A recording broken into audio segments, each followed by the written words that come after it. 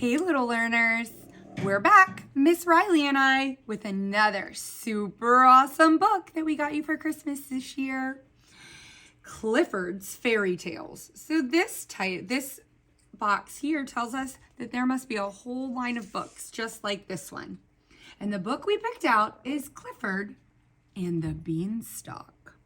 Have you ever heard of anyone else going up a beanstalk?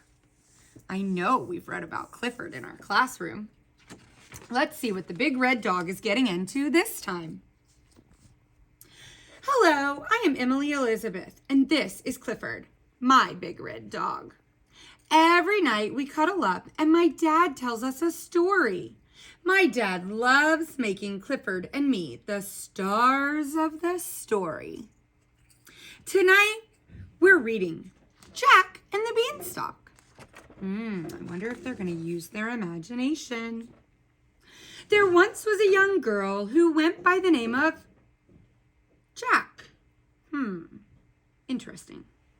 Jack didn't have very much money, but she did have a very big red dog named Clifford. Very interesting version we're reading here.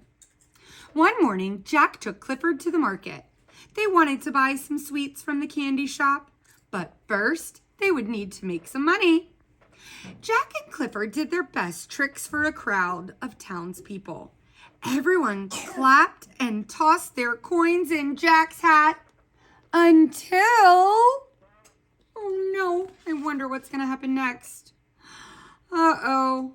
Clifford rolled onto a nearby farmer's booth and sent everything flying. Jack had to give the farmer all the money they had earned, and they had to help clean up the mess too. It took the rest of the day, but the farmer was so thankful for Jack and Clifford's help that he gave them a reward. 3 magic beans. Wonder what's gonna happen. The farmer told them to plant the beans in the ground. So when they got home, Clifford dug a hole. Jack threw in the beans and then watered them. But nothing happened. Or so they thought. Look over here. The next morning, Jack and Clifford awoke to find a huge beanstalk had grown overnight. It was so tall, they couldn't even see the top. Oh my goodness. Jack and Clifford wanted to see how high the beanstalk would go, so they decided to climb it.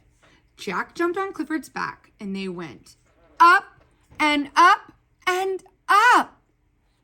Did you hear the passion in that statement? Whew, must have been an exclamation point. At the top of the beanstalk was a giant castle sitting on a fluffy cloud. Sounds fun. Jack and Clifford knocked on the castle door, but no one answered. So they tiptoed through the giant door. Bum-fee-fo-fee, who on earth could that be?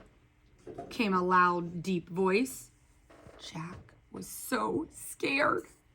So she dove behind the leg of a giant table. She was small enough to hide. But Clifford was not. They peeked out to see who was calling out for them. It turned out the castle was so giant because it belonged to giants. My goodness. Jack and Clifford held their breaths, but the giants spotted them. Luckily, they liked Clifford. He fit right in. There were big toys and even a bigger doggy bed. All the perfect size for a big red dog like Clifford. Who would have known? The giants treated Clifford and Jack to a grand feast, and then they showed them all the treasure they had. There was beautiful jewelry and fancy clothes and sacks full of gold. Jack and Clifford loved dressing up like royalty. The day had been great fun, but before long, the sun was setting, and Jack pulled on Clifford's collar. It was time for them to go home. Clifford shook off Jack's tugging. He was too busy playing fetch with the giants. Uh-oh.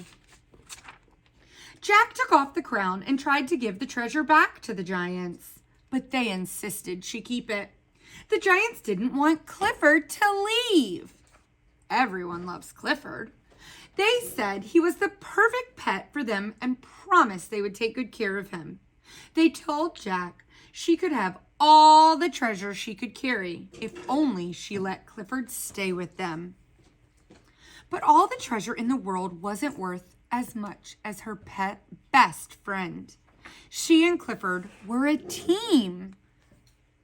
Then she looked at Clifford, who was happily chewing on his very big bone, snuggling in his very big doggy bed.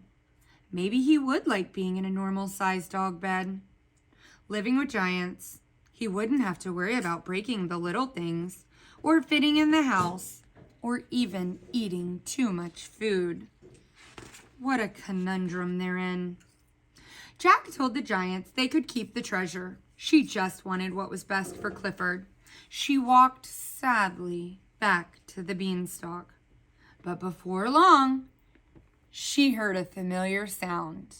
What do you think that sound was, boys and girls? Woof, woof. It was Clifford. He didn't want to be a normal-sized dog after all. Jack and Clifford headed for the Beanstalk as they heard a thunderous creak.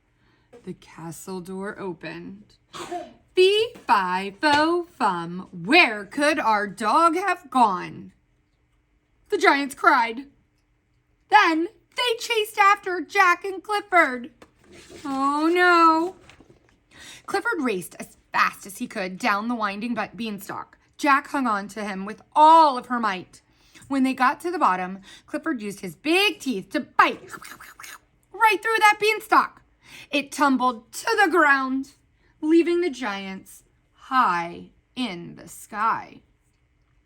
Jack gave Clifford a big hug, her best friend. Clifford was more valuable than anything else in the whole wide world.